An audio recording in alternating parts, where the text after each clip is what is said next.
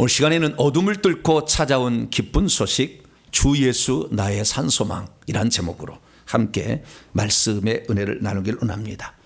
오늘도 거룩하고 복된 주의 날에 주님 앞에 나와 예배드리는 우리 사랑하는 성도들과 또 온라인으로 함께 예배드리는 모든 성도들을 주의 이름으로 사랑하고 축복합니다. 하나님의 그 위대하신 그 역사의 가장 중요한 분기점은 성탄절입니다. 하나님이 직접 우리를 구원하러 오셨기 때문에 그렇죠. 구약 성경의 모든 말씀을 한마디로 요약하면 오신다, 오신다, 오신다. 예수님이 탄생은 오셨다, 오셨다, 오셨다 이겁니다. 그렇기 때문에 완전히 다른 그런 분기점이 생기게 된 것이죠. 그래서 오늘 이 성탄절을 맞이해서 우리의 인생도 많이 달라질 수 있게 되기를 간절히 축원합니다. 멀리 있던 것이 가까이 왔고 내 속에 찾아와서 오늘도 역사하심으로 여러분의 인생의 모든 문제들이 다 풀어지기를 바라고 악한 영의 역사는 끝나며 하나님의 성령으로 말미암아 여러분의 영적인 건강과 생명이 더 충만케 되기를 간절히 바랍니다. 성탄절 외국에서 지금은 뭐 외국에서는 1년에 2번 예배 드릴 때 간다고 그래요. 우리나라는 그렇지 않아요. 그러니까 하나님이 전 세계에서 우리나라 사람을 사랑한 것은 우리나라 사람은 주일을 목숨처럼 지키잖아요. 근데 다른 나라는 그렇지 않대요. 그래서 성탄절에 한번 교회 가고 부활절에 한번 가고 2번 가면은 이스라엘은 3번 가라고 그랬죠. 그래서 조금 부족해서 하나 더 넣기면 좋겠는데 좌우지간 2번 이렇게 나가는 거예요. 그래서 이 성탄절이라는 것은 모든 사람이 의미가 있는데 시간이 지남으로 성탄절도 이렇게 약간 변질되기 시작한 거예요. 처음에는 예수 그리스도의 그 오심에, 그러니까 성탄절은 어쩌면은 원색적인 어떤 복음이 전파돼야 될 날이거든요. 근데 지금은 이것이 바뀌어가지고 그냥 우리 주님이 온 인류에 평화를 이루셨습니다. 이런 식으로 이제 바꿔진 거죠.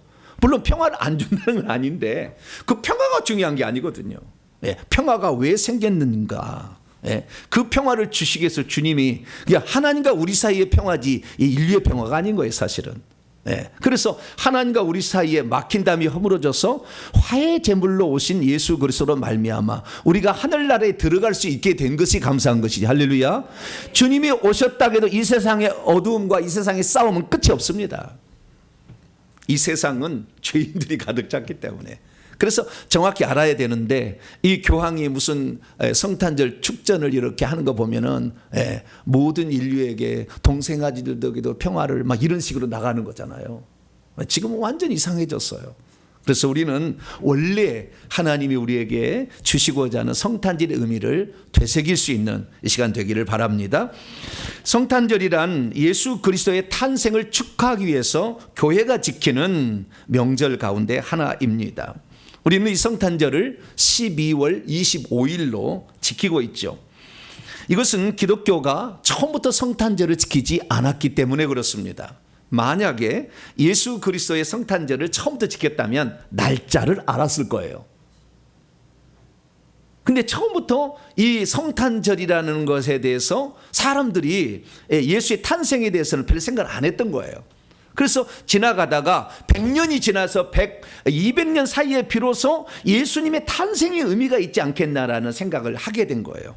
그럼 그 날짜가 언제냐? 근데 성경에는 안 나오잖아요. 그래서 이 날짜를 저마다 정해서 이렇게 지킨 사람도 있고 저렇게 지킨 사람도 있어요. 동방정교회는 1월 6일을 성탄절로 지켜요. 그러나 로마 카톨릭은 12월 25일을 성탄절로 지킵니다. 이렇게 지키다가 결국에 로마 카톨릭이 전 세계의 기독교를 대표하게 됨으로 말미암아 로마 카톨릭이 지켰던 성탄절 12월 25일을 성탄절로 알고 지키고 있죠. 그래서 이 성탄절은 이 교회가 처음에 몇 월 며칠인지 몰랐다는 거예요. 지금도 그래서 그 날짜를 찾기 위해서 여러 학자들이 노력하고 있어요.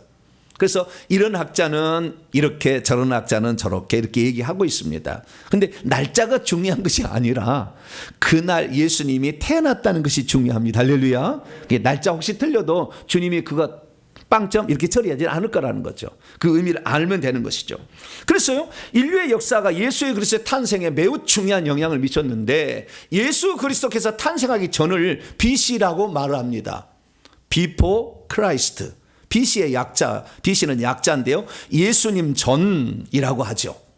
주 전이라고 우리는 말합니다. 그러나 세상 사람들은 주님을 믿지 않기 때문에 주 전이라고 표현하지 아니하고 기원 전이라고 표현을 하죠.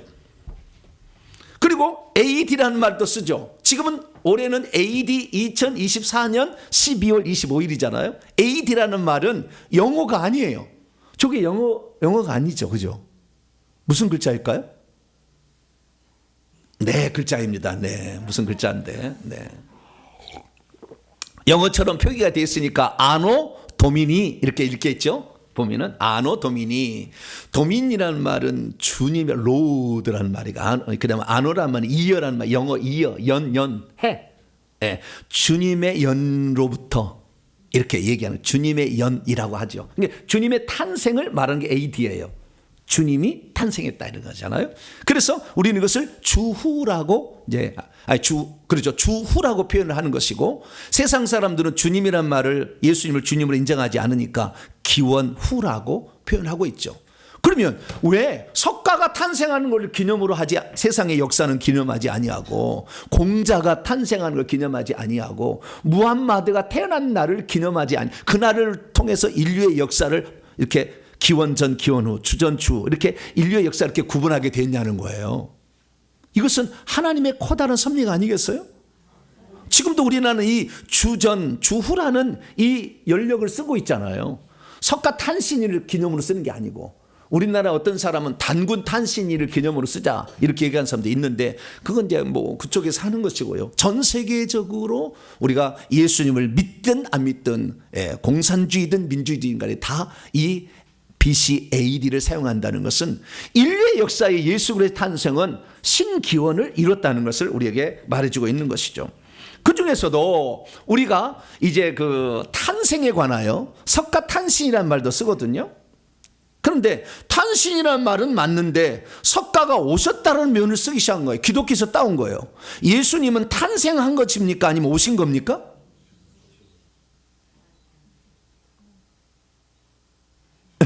예수님은 오신 거예요? 탄생한 거예요? 오신 것이지만 우리가 볼 때는 탄생한 거죠. 그죠? 그러니까 원래는 그분이 하나님이 사람들이 오신 것이지만, 우리가 볼 때는 마리아의 동정녀 마리아가 탄생했기 때문에, 태어났기 때문에 탄생이라고 얘기를 하는 거예요. 그런데 부처에서는요, 부처님 오신 날을 말을 쓰기 시작한 거예요. 이거 완전한 사기입니다. 부처님 탄생하는 말은 맞아요. 네. 예수님은 없던 존재가 창조돼서 타오는 게 아니라 하나님께서 만세전에 약속한 바대로 약속의 성취를 이루고자 하나님의 아들로 오신 거예요. 할렐루야. 이렇기 때문에 오신 거라고 하는 것이 맞는 거죠. 그런데 그래도 우리가 이런 탄생이라는 글자 중에서 오직 예수 그리스도의 탄생만을 성탄이라고 그럽니다. 다른 어떤 종교에서도 탄생이란 말을 쓰지만 성탄이란 말을 안 써요. 왜 성탄입니까? 거룩한 분이 오셨기 때문에. 할렐루야. 초리에 계신 거룩한 전능자가 이 땅에 오셨기 때문에 우리는 그날을 거룩한 밤, O Holy Night Divine이라고 얘기를 하죠. 그래서 거룩한 밤이고 거룩하신 하나님이 육신을 입고 오셨기 때문에, 그래서 우리 주 예수 그리스도를 예전부터, 저는 18살에 예수를 믿었기 때문에 그 전에는 예수를 안 믿었어요. 근데 그 예수 안 믿었는데 이 성탄절을 금요일 되면은요, 성탄 카드를 우리는 많이 보냈어요. 어렸을 때 맨날 성탄 카드를 보냈어요. 그러면은 가운데다가 쭉, 그 다음에 성탄 이렇게 카드를 해가지고 이 카드를 보내는 것이 우리 일이었어요. 지금 세대는 이게 없어졌어요. 없어졌는데 옛날에는 그랬어요. 그래서 항상 축성탄, 그 성탄이 뭔지도 몰랐어요. 그리고 거기다가 X 빼기 마스, X 빼기 마스, 뭔지 몰랐어. 자우디가 남이 그렇게 하더라고요. 예, 그래서 X 빼기 마스. 근데 나는 X 빼기 마스가 뭔 말인지 몰라요. 나는 교회를 안 다녔으니까. 내가 교회를 다녔다면 네가 알았을 텐데, 교회를 다녀도 모르는 사람도 있을 거예요. X 빼기 마스가 무슨 말인지. 예, X란 말은요 헬라어로 크라이스트의 크자의 대문자를 X로 표현한 거예요. 크라이스트, 그리스도. 마스는 탄생하는 것을 기념하는 미사 예배예요. 예수 그리스도의 탄생을 기념하기 위한 예배가 엑스마스예요. 약자인데 저는 몰랐어요. 왜냐하면 내가 교회를 다녀봤어야지. 근데 남들이 축성탄 엑스마스 빼기 마스 해서 그런 줄 알고 막 썼다 그 말이죠. 근데 그 말의 의미도 모른 채 막 그렇게 써왔어요. 근데 예수 그리스도께서 성탄이라는 것은 거룩한 탄생이 있었다는 거예요. 할렐루야. 또 하나님께서요, 우리나라를 참 복 주신 것은 뭐냐면, 우리나라는요 전 세계 가운데 기독교적 배경이 없는 이런 나라 가운데 최초로 성탄절을 공휴일로 지킨 나라예요. 그러니까 우리나라가 언제부터 성탄절을 공휴일로 지켰냐면 1948년에 해방을 했고 1949년부터 성탄절을 공휴일로 지키라고 이 대통령이 대통령령을 내렸어요. 그때 기독교 인구는 대한민국의 3%였습니다.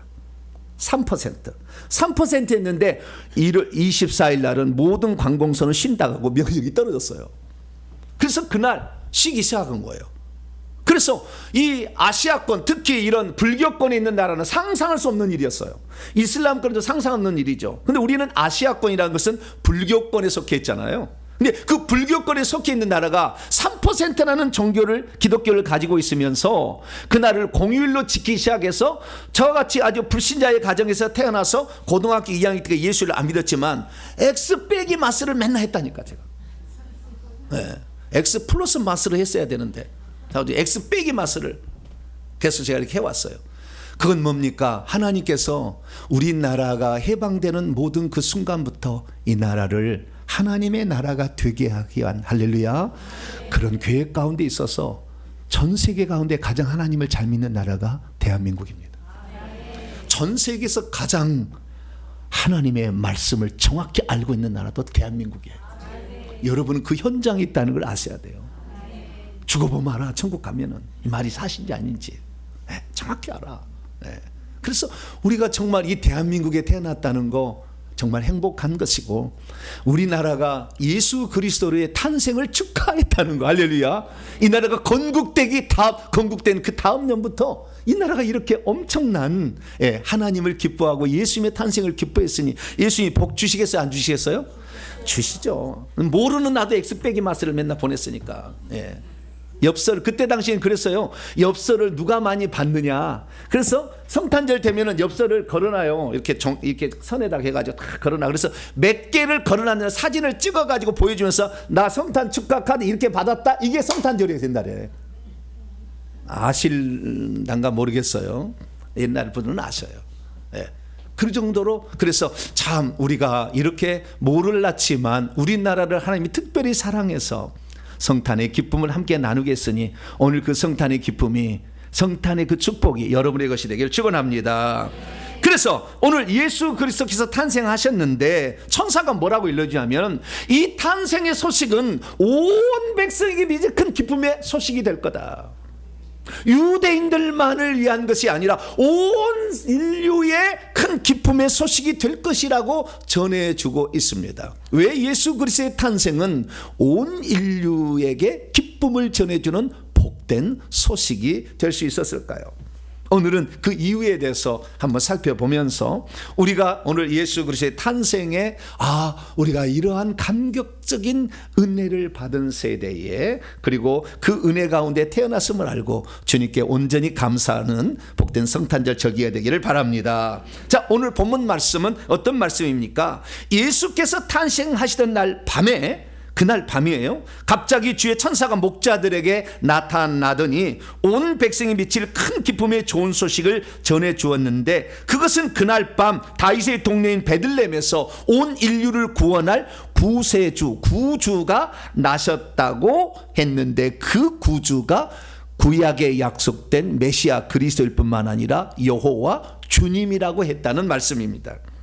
왜 아기 예수의 탄생은 유대인들만의 기쁜 소식이 아니고 오늘 유대인의 피에 한 방울도 섞이지 않는 이방 땅에 있는 대한민국 사람에게도 큰 기쁨의 소식이 되는 것일까요? 왜 예수 그리스도께서는 이 다윗의 동네에 태어나만 했을까요? 예수님은 예루살렘에 태어나 더 복되지 않을까요? 근데 왜 시골 동네 베들레헴에서 태어나 했던 것일까요? 왜 예수 그리스도께서 탄생할 때 온 인류를 구원할 하나님이 오셨다는데 정말 왕궁에 같은 데서 태어나지 아니하고 왜 차디찬 말구 위에 누일 수밖에 없었을까요? 왜 예수 그리스도께서는 그 탄생하시던 날이 낮이 아니라 밤이라고 얘기하고 있는 것일까요? 오늘 본 말씀은 예수께서 탄생하시던 날 밤에 밖에서 양떼를 치던 목자들에게 주님이 보낸 천사 가브리엘로 추정이 됩니다. 주의 천사, 그전에도 계속 주의 천사는 가브리엘에 있으니까 이름은 나오지 않으나 추정이 됩니다. 가브리엘은 천사가 나타나서 이 목자들에게 일러준 놀라운 소식을 우리에게 전해주고 있습니다. 이때 이 가브리엘 천사가 나타났는데요, 밤에 나타났어요. 밤에. 그래서 컴컴한 밤인데요, 그 밤에 나타났는데 천사에서 빛이 났어요. 빛이. 그래서 둘러 주변에까지 빛이 확 이렇게 비친 거예요. 하늘에 서 있었어요. 하늘에 서서 이렇게 서 있었어요. 빛이 확 비치니까 목자들이 깜짝 놀랐죠. 이게 무슨 일인가? 그때 그 천사가 얘기를 합니다. 뭐라고 얘기하느냐? 이렇게 얘기합니다. 오늘 10절부터 12절 말씀입니다. 그 천사가 말하기를 무서워하지 말고 있어라. 계속해서 무서워하지 마라. 두려워하고 있어. 왜냐하면 갑자기 나타난 일이라. 보라! 주의를 환기시킨 거죠. 보라! 아주 중요한 일을 할 때 이런 보란 말이 나와요. 그냥 보라가 안 나와요. 네. 보라! Behold! 내가 온 백성에게 있을 큰 기쁨의 좋은 소식을 너희에게 전하기 때문이다. 왜냐하면 오늘, 근데요? Today, 오늘 다윗의 동네에 너희를 위하여 구주, 소테리아, 구원자, 세이비어죠. 영어는 세이비어. 구주가 나셨으니 어떻게 나셨냐면은 틱토예요. 틱토. 겟나오가 아니고, 틱토라는 것은 여자가 자식을 낳는 거예요. 여자가 자식. 겟나오는 아버지가 자식을 본 건데 여자 마리아에게서 낳아지셨다 라고 말했습니다. 이것이 온 백성이 미칠 큰 기쁨의 소식인데, 이런 그분, 여자에게 나신 구원자는 그리스도이자 주님이시다 라고 얘기를 하면서, 지금 강보에 쌓여 포대기에 쌓여서 구유 여물통에 누워 있는 아기를 보게 되면 그것이 바로 하나님이 지금 사람이 되셨다고 하는 표적이다, 이렇게 알려줬습니다. 믿음이 없으면 인류 역사 가운데 예수님의 탄생이 왜 그리 중요한지 무시해버립니다. 믿음이 없으면 왜 유대인들만 기쁜 소식이 아니라 온 인류를 위한 기쁜 소식이 메시아의 탄생인지를 잘 모릅니다. 믿음이 없으면 예수께서 인류를 구원할 구주로서 이 땅에 태어나셨다는 사실을 알지 못한 채 지나가 버립니다. 믿음이 없으면 예수님은 구약시대부터 하나님께서 인류에게 보내신다고 약속했던 메시아로 오신 분이라는 사실을 깨닫지 못합니다. 믿음이 없으면 예수님은 구약시대에 한 분 하나님으로 나타나셨던 여호와께서 이제 사람으로 나타나신 분이라는 사실을 깨닫지 못합니다. 믿음이 없으면 하나님께서 인류를 구원하러 아기이자 아들로 오셨다는 것을 잘 모릅니다. 믿음이 없으면 예수님의 탄생이 얼마나 인류에게 중요한 공헌을 하는 것인지를 전혀 눈치채지 못한 채 살아갈 수 있습니다. 믿음이 없으면 예수님을 믿고 있으면서도 그분을 믿었을 때에 우리에게 주어진 엄청난 은혜가 있는데 그것을 간과한 채 일부분만을 깨달으며 살아갈 수 있습니다. 믿음이 없으면 그분은 어둠을 몰아내기 위해 이 땅에 빛으로 오셨다는 것을 잘 깨닫지 못합니다. 믿음이 없으면 빛이신 예수님을 믿고 있으면서도 어둠의 영인들, 악한 영들에게 계속 눌려 있는 자가 있습니다. 믿음이 없으면 어둠 속에 살다가 어둠 가운데서 죽어서 어둠 안으로 들어갈 수도 있습니다. 그렇기 때문에 오늘 캄캄한 밤에 빛으로 오셔서 어둠의 세력을 제거하시고 우리로 하여금 구원을 주시러 오시는 예수 그리스도의 오심이 여러분의 축복이요, 할렐루야, 여러분의 자녀의 축복이 될 수 있기를 축원합니다. 예수님은 그러면은 언제 태어나셨을까요? 예수님의 날짜는 잘 모릅니다. 네. 추정하는 몇 가지 근거가 있지만 뭐 그걸 모른다고 천국 가고 지옥 가는 데 별로 지장은 없을 거예요. 네. 중요하면 알려줬겠죠. 네. 중요하지 않으니까 뭐 그렇게 모릅니다. 그러면 시각은 언제입니까? 날짜는 몰라요. 시각은 언제입니까? 낮에 태어났습니까? 밤에 태어났습니까? 어떻게 아세요? 응? 그냥 거룩한 밤, 오 홀리 나이트 디바인, 그러니까 밤에 태어났구나. 네, 그렇게 생각하십니까? 예, 오늘 본문 말씀에 힌트가 나와 있습니다. 자, 누가복음 2장 8절에서 11절. 그 지역의 목자들이 밤에 밖에서 자기의 양떼들을 지키고 있었어요. 어디 언제 시각이에요? 밤에 그랬다는 거예요. 주의 천사가 나타나서 그리고 오늘 다윗의 동네에 너희를 위하여 구주가 나셨다. 이렇게 얘기하므로 그날 태어났고 그날 밤에 지금 천사가 고지하러 왔다는 걸 알 수가 있어요. 근데 이 누가복음 2장 요 앞에 8절 이전에 보면 2장 1절부터 6절까지 말씀 보면 이 저녁에 투숙하기 위하여 요셉과 마리아가 아기를 잉태한 마리아와 요셉이 기거할 곳을 찾았다 하잖아요. 근데 기거할 곳을 찾았는데 기거할 곳이 아무도 없었다는 거잖아요. 여관도 없었다. 왜? 호적하러 명령이 가이사 아우구스도가 내려가지고 로마 황제가 명령을 내려서 자기 고향에 가서 다 호적을 하러 갔는데 그날따라 베들레헴 사람이 싹 와가지고 너무 늦게 왔나 봐요. 배가 불러서 늦게 왔겠죠. 뭐 태고 오느라고 낙이 태고 이렇게 오느라고 늦게 왔겠죠. 그러다 보니까 여관을 구할 수 없었던 거예요.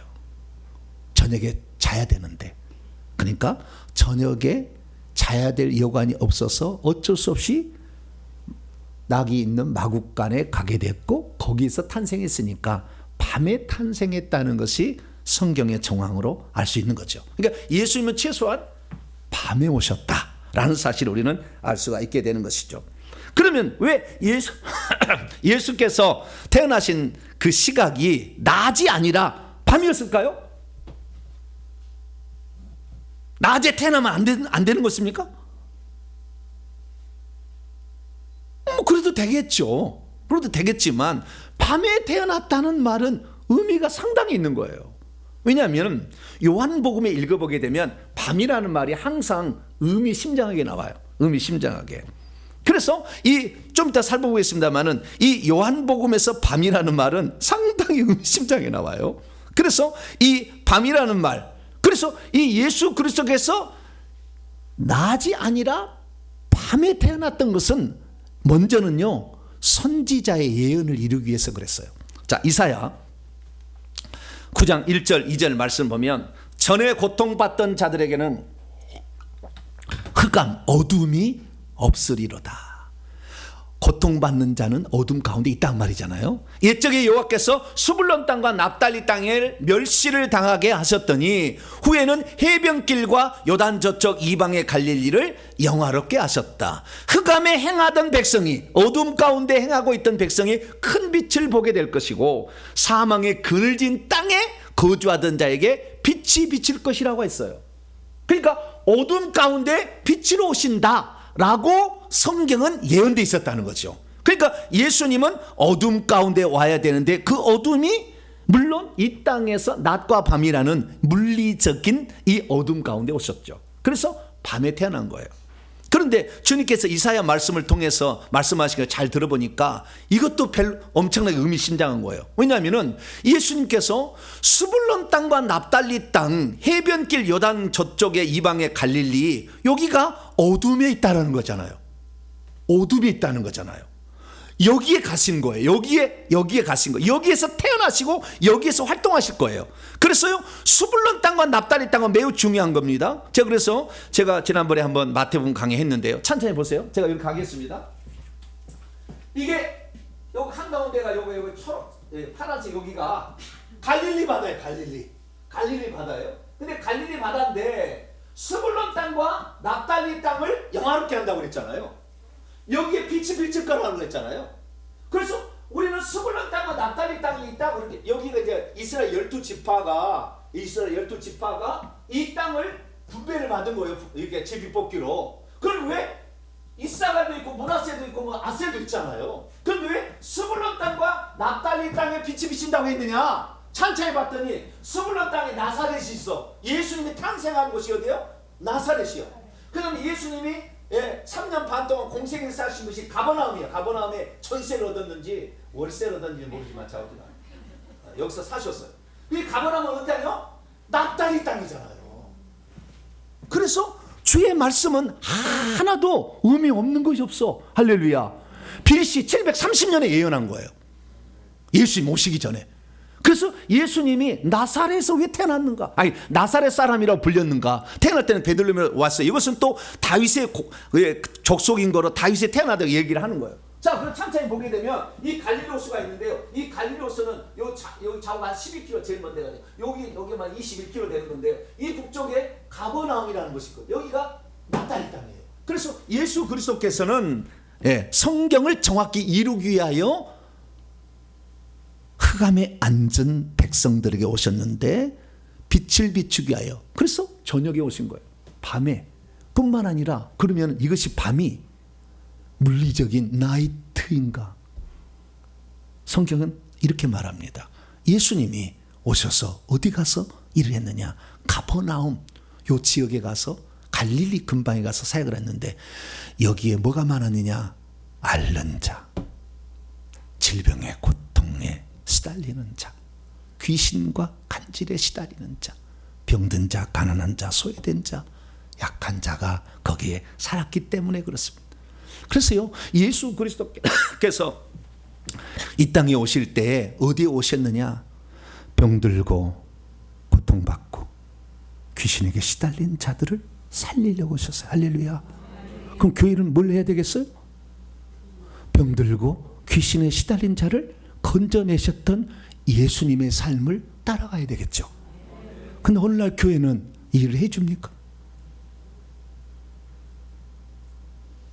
컴컴한 어둠 속에 슬퍼하는 영혼들을 과연 얼마나 처리를 해주냐. 맨날 전쟁 그만하고 평화하자 이 얘기만 하고 자빠졌지. 영혼에 그 악한 영이 들어가서 어둠의 세상 주관자들이 들어가서 인간을 괴롭히고 있는데 이것들을 놔두면 이게 과연 예수님의 오신 의미와 어떤 관련이 있는, 아무런 관련이 없는 그런 삶을 지금 교회가 살고 있는 것이죠. 그래서 저는 주님 오실 때까지 저도 귀신 쫓는 거 좋아하겠어요? 안 좋아하겠어요? 별로 안 좋아해. 나 귀신 쫓는 거 안 좋아해. 많은 거. 그러나 해야 되겠어요. 왜?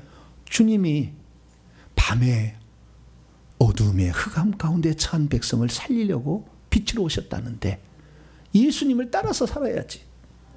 예수님이 하지 않은 것만 맨날 하고 있으면 예수님이 야 내가 그것 때문에 간 거 아니다. 분명히 그렇게 말씀하지 않겠어요? 그래서 우리는 어둠 가운데 밤에 지금 슬퍼하는 사람들을 돌아봐야 될 그런 주님이 오실 때 가까웠으니까 이제는 그런 때가 된 줄 믿으시기 바랍니다. 그래서요 성경에 보게 되면 요한복음은 아주 영적 책이에요. 영적인 이 복음서예요. 그래가지고 밤 얘기를 해. 밤 얘기를. 자, 요한복음 3장에 2절 말씀 보면 니고데모라는 석학이 있었어요. 바리새인이었으며 사내들인 공회 70명의 한 사람이었어요. 그런데 이 사내들 공회 한 사람이던 니고데모가 언제 예수님께 찾아오냐면은 밤에 예수께 찾아왔다는 거예요. 낮에 찾아온 게 아니라. 왜 밤에 찾아왔을까요? 컴컴한 밤이니까 빛이 저기 있잖아. 빛이 저기 반짝반짝하잖아. 네. 그래서 밤에 찾아갔다는 거예요. 그럼 뭡니까? 지금 공부를 많이 하고 있는 지식들이 다 영적 무지에 빠졌다는 거잖아요. 빛이 없는데도 아무도 몰라. 그러나 니고데모는 저분이 빛인가 보다 알아봤다는 거 아니에요. 그래서 그 빛을 찾아서 나오게 된 거예요. 니고데모는 천국 갔어요? 안 갔을까요? 당연히 갔지. 그래서 왜? 빛을 찾아왔으니까. 할렐루야. 여러분도 빛을 찾아오지 않았어요? 네? 하남에서도 오고, 네? 양주에서 대전 저기 세종시대에서도 오고 다 오잖아요. 네? 빛을 찾아온 거 아니에요? 네. 이 빛이 예수 그리스도니까 할렐루야. 저는 예수님만 얘기하잖아요 맨날. 네. 제 얘기했다는 저는 하루아침에 끝날 거예요. 우리들한테 예수님밖에 몰라 저는. 그래서 이 빛을 찾아온 거예요. 그래서 이 그냥 시각을 얘기한 것보다 그랬는데요. 요한복음은 아주 의도적입니다. 여러분의 성경책을 봅니다. 자, 요한복음 19장.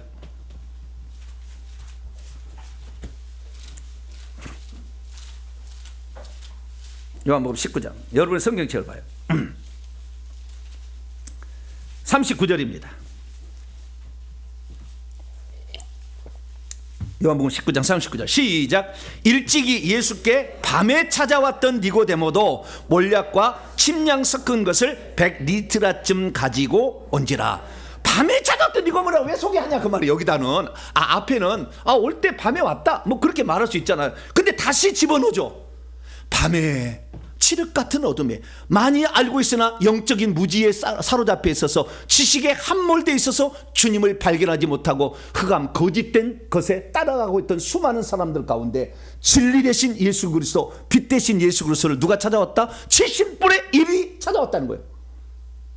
여러분도 70분의 1인 줄 믿으시기 바랍니다. 진리를 찾아서 빛을 찾아서 오는 자를 주님은 기억하시고 그것을 천국에도 기록했다. 네가 어둠에 있을 때 빛을 찾아왔기 때문에 내가 너를 반드시 치료해 줄 것이고 반드시 너를 돌아볼 것이다. 할렐루야. 하나님 그럴 거예요. 그래서 밤을 이렇게 얘기했는데 밤이요 요때만 얘기한 게 아니에요. 의미가 있어. 영적인 밤이라는 걸 얘기해 주잖아요. 물리적인 밤만 얘기한 게 아니라. 그래서 한 사람을 더 얘기해 줘요. 그건 뭐냐면 요한복음 13장 3절 보니까 가룟유다가 예수를 팔러 나갔는데 그 시각이 밤이로라. 어둠의 안으로 사탄 마귀로 들어갔다는 거잖아요. 어둠에로 들어갔다는. 조각을 받은 후 사탄이 들어갔죠. 그러니까 어둠에 빠져버렸다는 거잖아요. 밤은 어둠인데 어둠의 세상 주관자인 악한 자 사단 마귀 귀신들에게 사람이 사로잡혀 있었는데 가룟유다도 거기에 속했다는 거예요. 그전에는 그렇지 않았는데 그 순간에 밤에 속한 자가 된 거예요. 여러분 그래서 회개를 많이 하셔야 나중에 결론은 회개입니다만은 회개를 많이 하셔야 돼. 그러지 않으면 어제까지도 잘 나가다가 귀신에 사로잡혀 버리면은 획가닥 하는 거예요. 가룟유다 그러잖아요. 항상 우리는 회개를 통해서 이 어둠의 영을 몰아낼 수 있는 방법이 회개니까 회개를 통해서 항상 빛 가운데 거하는 복된 성도가 되기를 축원합니다. 그러면 왜 예수님의 소식은 온 인류 가운데 유대인들만을 위한 복된 소식이 메시아 탄생 소식이 아니라 온 인류를 위한 복된 소식이 될 수밖에 없었을까요? 그것은 예수 그리스도의 탄생은 어떤 종교의 창시자의 탄생이 아니었던 거죠. 제가 어렸을 때는 교회를 안 다녔기 때문에 우리들 사이에 한 얘기가 있어요. 왜 우리나라에도 좋은 종교가 있는데 기독교를 믿어야 돼? 기독교는 서양 종교니까 서양 종교는 믿지 말고 한울림을 믿읍시다. 뭐라고요? 한울림이라고 있어요. 그런 종교가 있어요. 동학 이런 한울림을 믿는 그런 믿어야지. 왜 저기 서양 종교를 믿느냐? 그럴 때 됐어요. 내가 그 얘기 들을 때. 아니 우리 동양에는 종교가 없느냐? 불교라는 엄청난 종교가 있는데 지금 불교 완전 맛이 갔습니다. 성철 스님 때문에. 네. 성철 스님이 불교는 다 가짜다 딱 해버렸어요. 성철 시대 불교 지금 맛이 갔어요. 그래서 스님들이 당신 석가모니를 믿으면 등락합니까? 아무도 대답 안 해요. 그랬어. 틀렸다는 걸 알아버렸어요. 왜냐하면 불교는 대승불교로 하면서 완전히 변화돼 버렸어요. 원래 소승불교예요. 소승불교의 원래 경전은 아함경이라는데 이 경전에서 한 번도 이 석가모니가 자기가 내세에 영생을 준다는 얘기를 안 해요. 제자들을 물어보는데 그게 다 나와. 그래서 지금 불교는 맛이 갔어요. 그래서 불교에서 아무 힘을 못 쓰고 있는 거예요. 성철 스님 때문에. 나는 불교를 그 잘못 믿어서 나는 지옥에 간다 그렇게 하고 돌아가셨잖아요. 그분이. 그래서 알았어요. 이 불교에는 구원이 없다는 걸. 그래서 불교는 지금 아무 힘 없습니다. 근데 어쨌든 잘 모르는 사람은 우리 동양에는 이렇게 좋은 불교가 있는데 왜 서양 종교를 믿느냐 이렇게 얘기를 하는 거죠. 그런데 서양 종교가 아니었던 거예요. 하나님께서 인류를 창조하실 때 모든 이 인류의 선조로 아담을 지었고 그 아담을 통해서 하나님이 어떤 계획을 실천했는데 아담이 사단의 말을 듣고 하나님의 경륜에서 벗어났습니다. 그러자 하나님께서는 이제 그들을 쫓아내시고 속죄 주는 자이신 메시아를 보내서 그들을 구원한다고 했는데 속죄 주는 자 메시아는 피를 흘려 죽어야 됩니다. 하나님은 피를 흘려 죽을 수가 없기 때문에 하나님께서 사람으로 오셔야 된다. 그 사람은 누구로 올 거냐? 아브라함의 후손으로, 다윗의 후손으로 씨에서 온다고 얘기를 해놨어요. 그렇기 때문에 이 하나님께서 수많은 사람 가운데 그 씨를 태어날 그 종족이 필요했던 거예요. 그래서 그 종족을 선택하는 것이 이름하여 이스라엘 유대인이 된 거예요. 그러니까 이것은 하나님께서 인류를 구원하기 위해서 하나님이 선택한 어떤 그 경로에 있었던 거죠. 우리는 경로에서 벗어났기 때문에 정말 흑암에 쌓여 있었어요. 그런데 하나님께서 그 인류를 구원할 메시아로서 예수님을 이 땅에 보낸다고 한 씨를 또 태어날 거 아닙니까? 씨가 나와야 되니까. 네, 사람이 태어나야 되는 거니까. 그래서 어쩔 수 없이 한 민족을 선택할 수 없었어. 그래서 그 민족의 후손으로 예수 그리스도가 오셨기 때문에 예수 그리스도의 오심은 아담부터 하나님의 약속한 구원자를 보내주신 것이지 이스라엘 사람만 구원하라고 보낸 것도 아니고 서양만 구원받고 믿으라고 보낸 것도 아니었다고 말이에요. 할렐루야.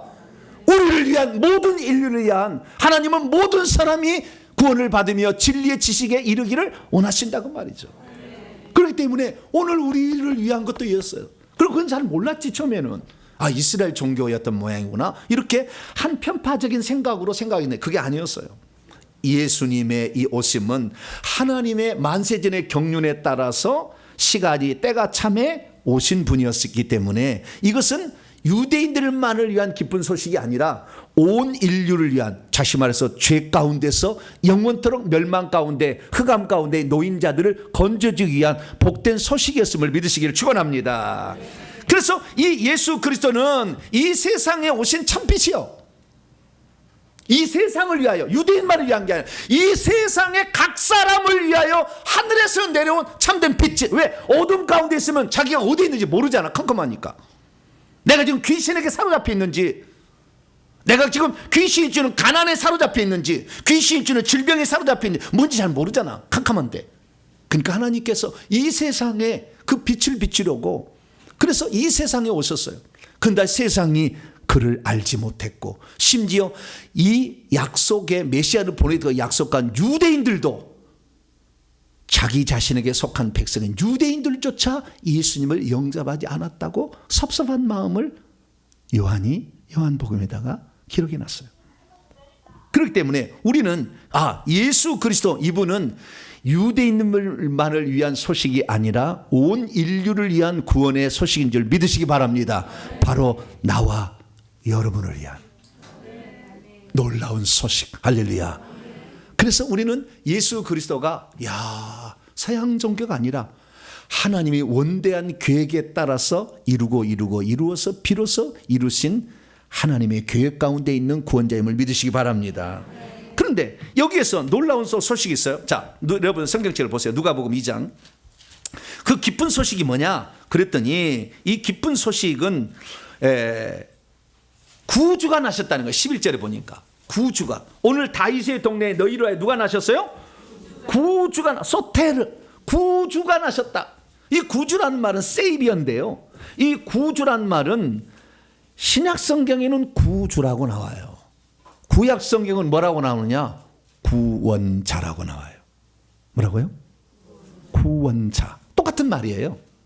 구주라는 말은, 구주라는 말하고 구원자라면 똑같은 말인데, 번역을 신약 성경은 구주라고 번역을 하고 구약 성경의 번역자는 구원자라고 번역을 했어요. 그러니까 이거 나는 통일했으면 좋겠는데, 어쨌든 좀 구별하기 위하여 예수님은 구주다 이렇게 하지 않았을까 추정도 됩니다만, 그것도 올바른 건 아니에요. 왜냐하면 신약의 구원자는 대부분 구주라고 번역을 했기 때문에. 그러면 구약의 구주는, 세이비어는 뭐였느냐? 구원자로 나와요. 근데 그 구원자는 누구냐? 잘 보세요. 이사야 43장 11절 보니까 나 곧 나는 여호와라, 나 외에 구주가 없느니라. 구약 시대는 하나님이 누가 구원자라고 얘기했다고요? 하나님, 나 여호와가, 여호와께서 구원자라고 맨날 얘기를 한 거예요. 이사야 45장 21절에도 나는 공의를 행하여 구원을 베푸는 하나님이라 나 외에 구원자가 없다, 이렇게 얘기하고 있어요. 이사야 49장 26절에도 모든 육체가 나 여호와는 너의 구원자요 너의 구속자요 그 다음에 야곱의 전능자인 줄 알리라. 여기 보니까 나 여호와만 구원자, 나 외에 다른 신이 없고 나 외에 구원자가 없다고 그랬어요. 그러면 이 천사가 와서 지금 태어날 아기가 구원자라고 한다면 누가 온 거예요? 여호와가 육신을 입고 온 거다. 할렐루야. 그걸 알아야 되는데 우리 지금 삼위일체를 믿는 많은 성도는 잘못해가지고 예수님 항상 하나님의 아들로만 알아. 하나님, 구약에는 여호와였던 그분이 육체를 입고 이 땅에 오셨다는 것을 알아야 되는데 거기까지 못 가는 거예요. 그래서 하나님의 아들을 보냈다, 틀린 건 아니에요. 그러나 하나님의 아들을 보냈다는 것으로만 알고 있으니까 예수 그리스도를 믿어도 어딘가에 부족한 것처럼, 예수 이름으로 얘기해도 어디가 부족하고 하나님이 나를 만나줘야 귀신이 따를 것처럼 착각하는 거예요 지금. 그래서 우리는 이 구주라는 말, 구원자라는 것이 구약에는 하나님에게만 썼던 용어였다는 거예요. 그런데 이것을 천사가 와서 이제 너희를 위하여 구주가 태어났다라고 얘기한 것은 하나님이 너희를 구원하기 위하여 육신을 입고 동정녀 마리아의 태를 빌려서 태어나셨다. 할렐루야. 그런 의미라는 것을 우리가 알아야 되는 것이죠. 그래서 하나님께서는요, 이 사실을 잘 이해를 못할 것 같아가지고 하나님이 어떻게 이 땅에 오시는 것인가를 아예 BC 730년 이사야 선지자를 통해 우리에게 알려줬는데요. 그 전에 먼저 하나 더 느끼는 것은 이 구주라는 말을 예수님에만 신약성경에 쓰지 않는다는 거예요. 신약성 읽어보게 되면 내가 몇 개만 가져온 거예요. 많아요. 우리는 구원자를 예수님이라고 하잖아요. 항상 그렇게 얘기하는데 신약성경에도 사도 바울이 우리 구주 하나님, 우리의 소망이신 그리스도, 하나님을 구주라고 해, 구원자라고 얘기해. 디모데전서 2장 3절에도 우리 구주 하나님 앞에, 디도스 1장 3절에도 이 전도는 우리 구주 하나님이 명령하신 대로 내게, 사도 바울에게 맡긴 것이라. 그래서 구주란 말은 하나님을 지칭하는 용어이기 때문에 예수님이 구원자인 것은 예수님이 하나님이다. 할렐루야. 그것을 알 수 있다는 것입니다. 그래서 이 이사야 9장 6절 말씀 보면은 이는 한 아기가 우리에게 태어났고 한 아들을 우리에게 주신 바 되는데 그의 어깨는 기묘자여 모사여 전능하신 하나님이라 영존하신 아버지라 평강의 왕이라 이렇게 얘기하므로 아기가 바로 하나님이라는 거예요. 아들로 오신 아기가 하나님이라는 것의 표적이라는 거예요. 여러분 성경 봅니다. 12절. 그래서 이렇게 얘기한 거예요. 여러분 성경책 읽습니다. 시작. 너희가 가서 강보에 쌓여 구유에 누워 있는 아기를 보리니 이것이 너희에게 표적이라. 이게 표적이라. 하나님이 인류를 구원하기 위해 구원자로 오셨다. 할렐루야. 아들로 오신 아기가 그렇다. 얘기해 놓은 거예요. 이사야 9장 6절을 해석해 놓은 거예요. 그런데 많은 사람들은 하나님이 인류를 구원하러 왔다고 생각지 아니하고 하나님의 아들을 보내가지고 아들이 우리를 구원하러 왔다고만 생각하는 거예요. 틀린 건 아니지만 우리는 하나님이 저와 여러분을 위해서 오셨음을 믿으시기 바랍니다. 그걸 믿어야 귀신이 아무것도 아니에요. 이게. 그걸 믿어야 돼요. 그래서 온 세상은 지금도 어둠 가운데 처해 있어요. 마귀에 있어요. 그걸 하나님만이 그걸 할 수가 있는 거예요. 그래서 하나님이 우리를 구원하러 오셨습니다. 요한일서 5장 19절에 우리는 하나님께 속하였으면 온 세상은 악한 자에게 처한 것인데 하나님은 창조주 전능자고 악한 자 사단 마귀는 피조물이에요. 누가 누구를 이기겠습니까? 하나님은 반드시 이기신다. 할렐루야. 이걸 아셔야 돼요. 우리의 속해 있는 지금 귀신들이 우리를 장악한다 할지라도 여러분의 마음을, 여러분의 이 생각을 나는 오직 나의 주인은 예수 그리스도 하나님 한 분뿐이다. 할렐루야. 이 믿음을 가지면 절대 못 이겨. 이 믿음이 흔들리기 때문에 그러는 거예요.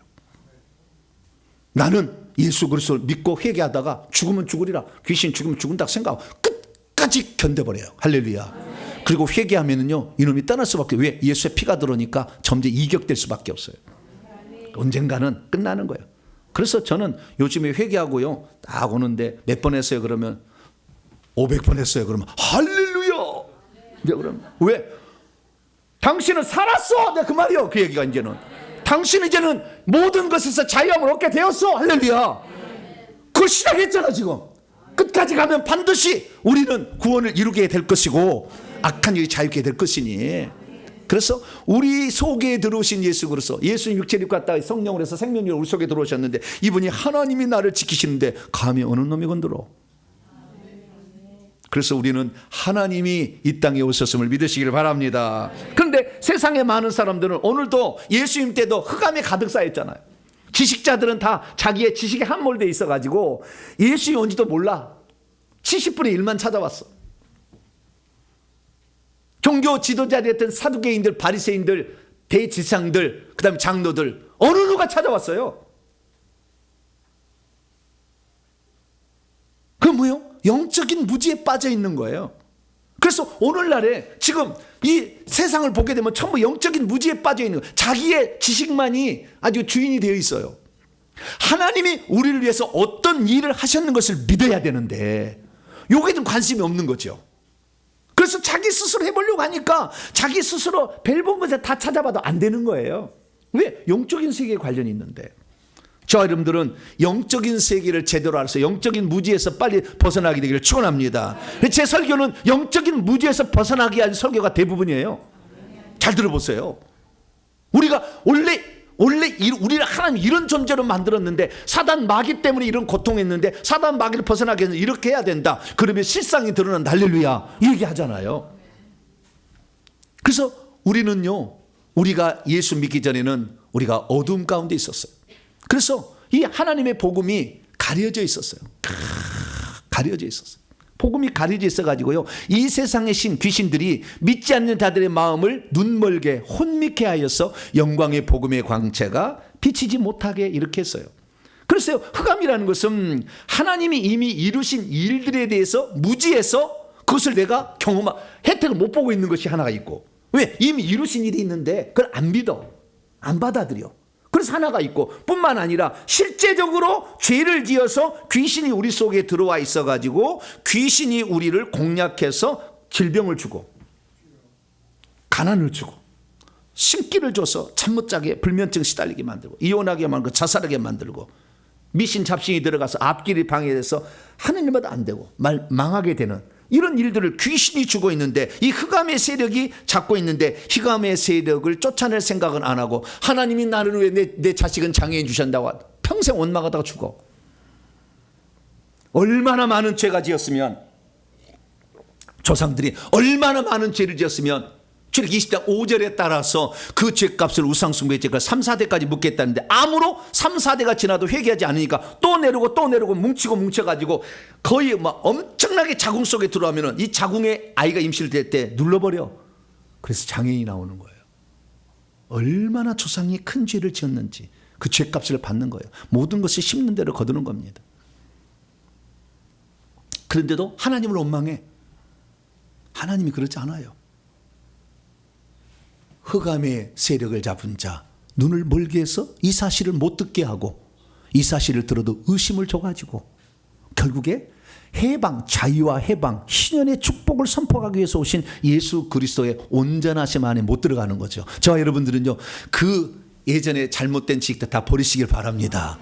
그러면 어떻게 하면 이 악한 영들, 지식은 내가 배우면 되는 거지만 이 속에 있는 영들은 꺼낼 것인가, 이거죠. 이것은 한 가지 방법밖에 없어요. 회개하는 것밖에 없어요. 우리가 자백에서 회개하면 더러운 영들을 몰아내줍니다. 왜? 회개할수록 예수의 피가 들어오니까. 점점 이게 나중에 그래서 1000번 하면은 손에서 피가 나오기 시작해요. 영적으로 보면 영의 손에서.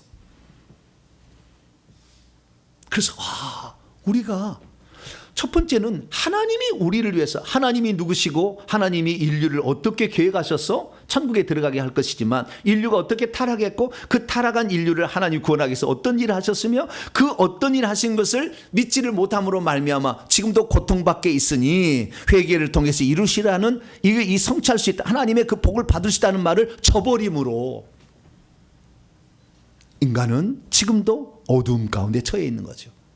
이제 주님이 오실 때가 가까웠는데 언제까지 어둠에 머물러 있겠습니까? 여러분은 예수님 당시에 70분의 1이었던 니고데모가 되기를 축원합니다. 나도 니고데모다. 여기에 소망이 있다. 예수 그리스도만이 소망이다.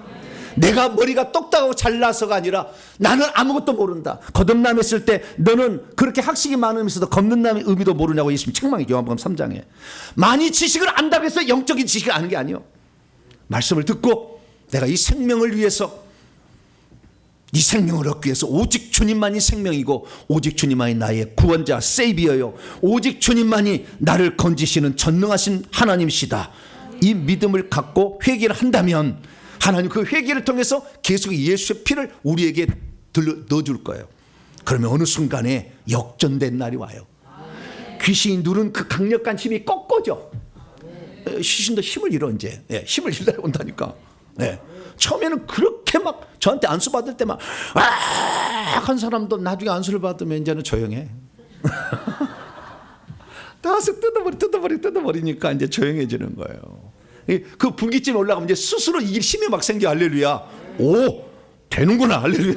막 이래 되는 거죠. 그래서 지금 처음 시작하는 분들은 많이 힘들 거예요. 왜냐하면 이거 하려면 귀신이 떠나간다는 아니기 때문에 귀신이 막 방해를 해. 왜? 위기상이 잡혔잖아. 자기가 그동안 주인 줄 알고 살았는데 이제 이러면 내가 나가야 된다고 생각하니까 위기상이니까 막 건든다 그 말이에요. 그러면 응급실 2번 간다고 생각하세요. 아시겠죠? 할렐루야. 네가 건드려서 내가 혹시 그냥 생명은 이제 사망과 음부의 열쇠를 가지신 자 우리 주 예수 그리스도밖에 없다. 할렐루야. 그 믿음으로 가시면 그리스도께서 여러분을 반드시 구출해 내셔서 진정한 구원자가 되실 줄로 믿습니다. 기도하겠습니다. 거룩하신 아버지 하나님, 우리는 예수 그리스도를 믿기 전에 어둠 가운데 있었습니다. 칠흑 같은 어둠 가운데 있어서 분간을 못하고 영적 무지 가운데 살았고 그것이 하나님인 줄 알고 착각하고 하나님을 원망했습니다. 그러나 이제는 그 악한 영, 어둠의 영을 우리 속에 몰아내어서 예수님 이 땅에 구원자로 오심을 마음껏 누리며 살고 그 복을 받고 살아가는 우리 모두가 되게 해 주시옵소서. 우리 주 예수 그리스도의 이름으로 기도하옵나이다. 아멘.